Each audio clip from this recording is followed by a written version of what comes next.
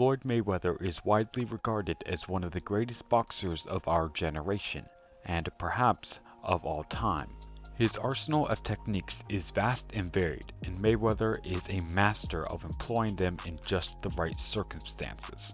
In today's video, we will be examining his use of a check hook to drop renowned British boxer Ricky Hatton in their world title fight.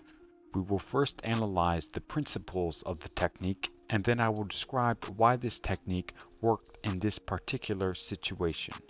The first and most important aspect of Mayweather's check hook is his footwork. In this clip, we can see that Ricky Hatton attempts to strike Floyd Mayweather with the left hand. To evade this punch, Mayweather takes his left lead foot and steps laterally to his left past the line of Hatton's right foot. This step allows Mayweather to rotate his shoulders and bring back his weight to the left just enough to evade Hatton's strike.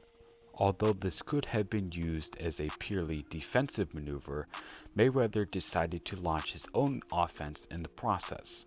For when he steps with his left foot, he decides to throw a left hook simultaneously. There are several key things to take note of here. As previously mentioned, while throwing this hook, Mayweather rotates his body.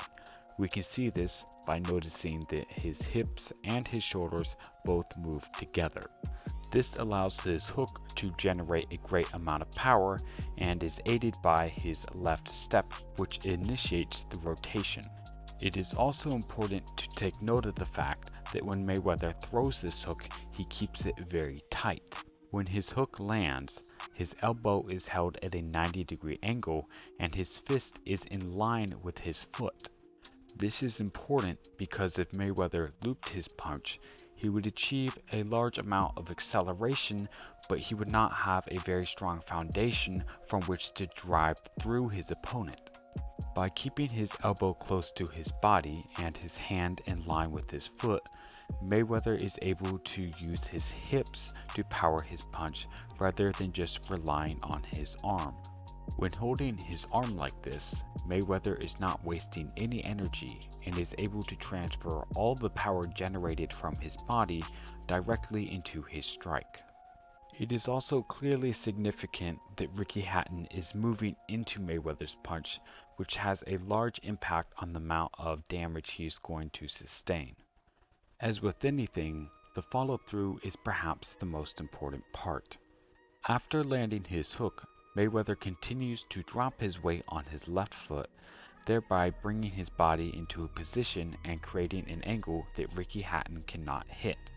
If Hatton had thrown a right cross, for instance, after Mayweather's hook, this maneuver would have allowed him to evade it. If Mayweather did not move after throwing his hook, he would have been susceptible to counterattacks. Clearly, in this situation, however, this did not matter as Hatton decided to take a nap on the canvas. Now, onto the reason this technique worked so well. Ricky Hatton had a bad habit of walking directly forward, throwing straight punches in an attempt to close the distance so he could fight on the inside. Mayweather knew that since Hatton liked to rush forward on a straight line, he would be able to sidestep to his left to create the perfect angle to throw his check hook. He also knew that this punch would be especially devastating, as Hatton would be throwing his own weight into the punch in addition to the power generated by Mayweather.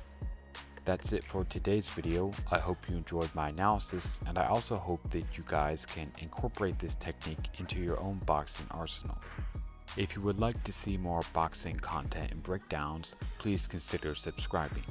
That being said, stay sharp and I'll see you next time.